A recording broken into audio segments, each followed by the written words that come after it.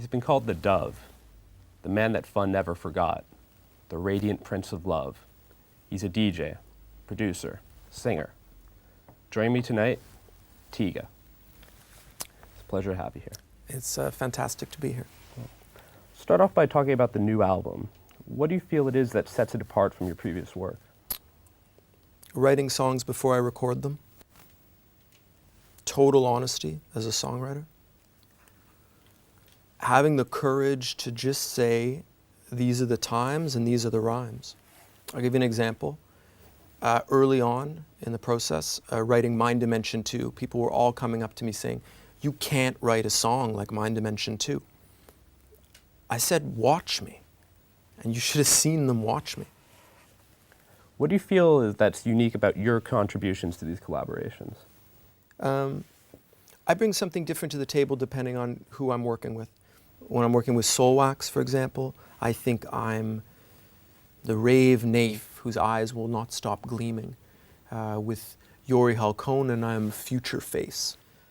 To Gonzalez, I'm the piano watcher. With Jesper Dahlback, I bring a certain vision and viscera to the Funky Picture Show. And to James Murphy, I'm the off-the-wall Montrealer. Let me ask you something, by the way, just kind of more for my personal interest. Have you spent any significant amount of time in a recording studio environment? No, I haven't. Yeah, the thing is, I've tried very hard over the years to not touch musical instruments. I see it as a bit beneath me. So I've been forced to use my voice as the only way to express myself. So around the studio, they call me the vibe sayer to my face. So that's the best way for you to work then? Yeah, well, it's definitely easier than in the past working in a band type environment, like with Tiga Genesis and the New Believers, or with Tiga Culprit and the Plainclothes Policemen, which was, you know, they were band projects that started out with the highest of ideals, but sure enough, they'd be guaranteed to devolve into some ludicrous argument about who gets to do the sax solo that night. And, you know, while I am known and generally praised for my false humility, there's a limit even for me, and accepting that a keyboardist has some kind of opinion is revolting. What is it to sing?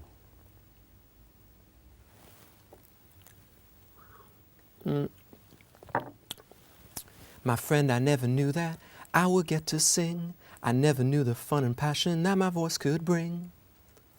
You see, the thing is, the voice can lift things that muscles must not. I'm talking about the human spirit, jack off. Basically, do you sing people down off cliffs, or do you sing them over ledges? Touché. Let's talk about your lyrics for a minute. Sure. My lyrics basically reveal essentially how interesting I am. You know, it's like in song format, it's like me saying, hey, you know, what would it be like to experience me talking to you directly in a song format? Well, I'll give you an example, like with Sex O'Clock. Sex O'Clock started out just as It's 6 o'clock, which in the studio we all thought was a great idea. It was based on a movie, great movie, called The Dog with the 5 O'Clock Shadow. I don't know if you've seen it, probably. It's a story of a dog. He comes to, this mysterious dog, he comes to this town, and everyone starts talking. I mean, it's great. And it reminds me, well, I don't know, does it remind you of anyone? Yeah, well, I'll tell you about someone you're never gonna know. Someone, me, writing songs so personal, so intimate, that they're essentially frozen in music, like an Iceman, a musical Iceman. I'm talking about songs I've written like Love ASAP, Magazine Shop Lover, Come On Share Quebec Right Now, VIP, That Ain't Me. These are songs that are too personal. I don't really even know what to do with them. They're locked up. There were rumors that Madonna did some vocals for your single Shoes. Is there any truth to that? No. At this stage in my career, as a lead vocalist, I'm not really interested in vocal collaborations, you know. As a lead vocalist, it's my job to lead. If I were forced to pick somebody to work with, I don't know, somebody I've admired for a long time, Tretch from Naughty by Nature, one of the co-vocalists. He's somebody that I'm interested in. And if you want a real Shanghai surprise, by the way, how about uncredited clarinet work on This Used to Be Our Playground? You have quite the international following. How do you explain your worldwide appeal? It's the P of the I, Em. It's the power of the internet, mister. And, Well, nowadays the H is O, Em. and that means... The heat is online, mister. Okay. How would you describe your relationship with your fan? Solid question. My job is to descend from above and sprinkle the crowd with unimaginable spices. There's a real feeling of community at my shows. The kind of community where a demigod can walk incarnate amongst the scum, but it's community. The phenomenon reminds me a lot of that old Nitzareb song, Join in the Fun. Revel, but at a respectful distance. I'm all about inclusion, as long as it doesn't involve me in any way personally. I'll tell you something I have been thinking about. It's just a pet project, but something I've been really hoping will happen for 2009 is at every one of these shows just to pick the most spirited dancer from the crowd and basically have him put in my private mutant zoo, and he would, or she, would dance for food, dance for toothpaste, dance for eye contact. What people need to understand is I apprenticed with Claude Close in Montreal for 8 years. I danced behind dining room tables. I busted my ass working for a chunk of change and the chance to dine on the hottest of meals. The meal of respect, Michael. Are you happy with what you've been able to achieve? Definitely. 1,000%. Once, I described it to a friend like this the other day, once you know you can order a limo 24 hours a day in any city you want, you know in your heart that you're not like other men, you know. I've heard 10,000 people scream my name at a venue, then lock the doors of the venue till I had time to learn all their names.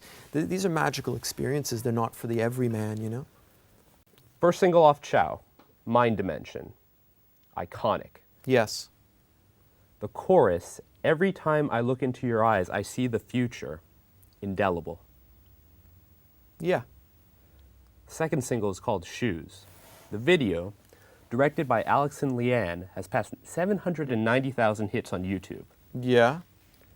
Your underground credibility, sky high. Yeah. Your pop sensibility, impeccable. Yes. Your grooming, effortless. Yes. Your cool, always kept.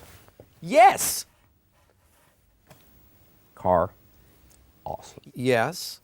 Switching gears, I know what you're trying to do with this. I know this line of questioning. I know you're trying to paint me into a corner, put the genius in some kind of maze. I just like to change the vibe a little bit. I got something actually world exclusive, brand new, nobody's heard.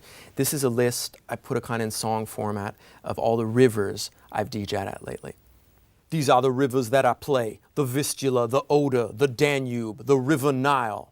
I mean, I could go on. Some have described you as arrogant, self-centered, selfish. You know, arrogant? Yes. Self-centered? Sure. Selfish? No. Never. I'll tell you why. Every morning I leave a hotel, I check out, I give all the conditioner that I steal to a bum. Any bum, it doesn't matter. The point is, it's significantly more than the least I could do. And another thing, criticism in general, it just doesn't affect me. That don't change my heart. The world is in a state of flux nowadays. A lot of people are really hurting. Yeah, it's tough times. You know, the economy's crazy, and what can I say? It's weird. Well, the global downturn has caught a lot of people off guard. Yeah, well, some of us were standing guard. You know, if you'll remember, in 02/03, I penned the song Meltdown /08/09/. You remember lyrics like, we're all gonna drop from credit default swaps. That song sounds a lot like Halo by Beyonce. Exactly. Well, how are you dealing with the crisis? I'm actually doing great. You know, it's been great. They've been great years, the past few years. You say crisis, I say opportunity. Could you tell us a bit about your charity work?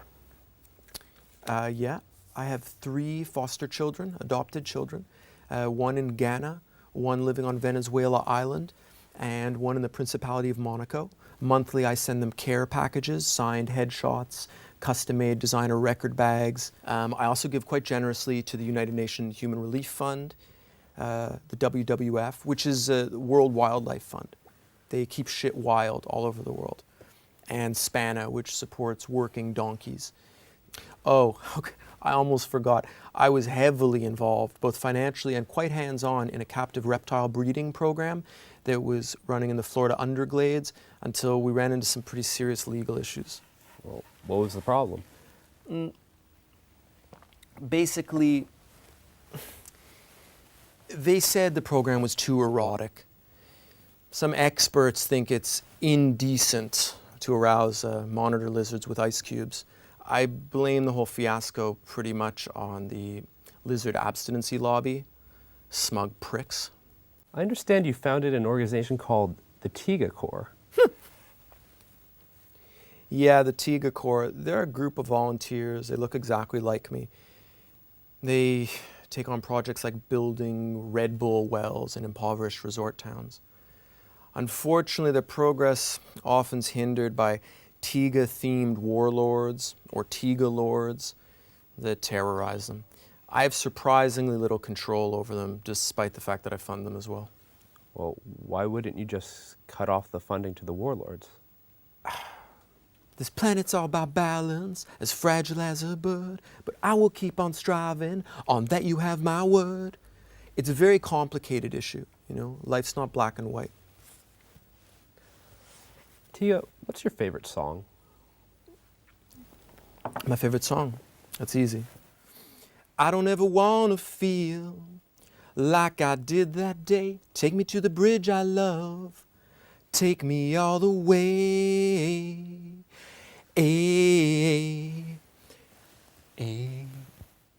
It's Take Me to the Bridge I Love by the Red Hots. Can you tell me about some of your earliest musical influences? Yeah, like most young children, I was really into The Residents, the Silver Apples, Marquis Smith and the Fall. As I got a little bit older, I kind of morphed naturally into passion for menswear, Queen Latifah, Space Hog, Mountain, Big Mountain. And now I'm really turned on by Dylan, Cohen, Goldberg, Zweibel, Litvak. So Bob Dylan, Leonard Cohen, and Goldberg, Zweibel, and Litvak. They're my accountants. They've done excellent work. The past few years, I think some of their finest work. Funnily enough, I pay them with DJ lessons. Lesson 1, timing. Lesson 2, equipment. if you could be any animal, what would it be? Chameleon. You have nothing to say about that? Do you care to elaborate? Do you? I'm fine. Funny, most interviewers say how it's Bowie-esque. Well, Anyway, I guess it's hard to describe to people. I mean, I love climbing. I've always loved climbing. It's tough to describe to people, but I've always found that the two-toed hands, the prehensile tail, the rotating asymmetrical eyeballs, these are things that I relate to. You know? What are you thinking right now? These are fucking incredible. I can't believe I invented these. I'm gonna call them Crocs. They're so comfortable.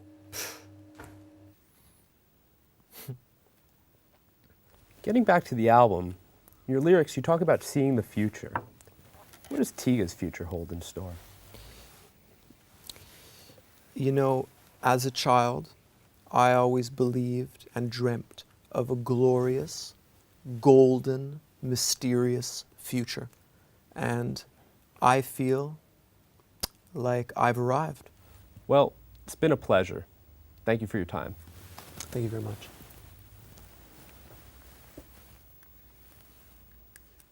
Ciao. Are we done? Is it over? Is it fucking over? It's finished? That's a wrap. Ollie. Ollie. I think it went pretty good. It was okay. It was long. It was long. Should I tip this guy? I don't know. I have no fucking money on me. He didn't even wear a suit. I think he has a stain on the back of his fucking shirt. Do you think I came across as an asshole? Not at all. I think it was fun. I think it was totally fun. Yeah. Fucking nailed it. Fucking Crocs. These were 28 fucking pounds? Yeah, they were. Do we have to pay for the Crocs? Yeah, but they were in the budget. That's right. It's fucked. Anyway. I think that fucking went great. I thought it went pretty well. Are you gonna dance too? Listen to this part. This is the best part. Did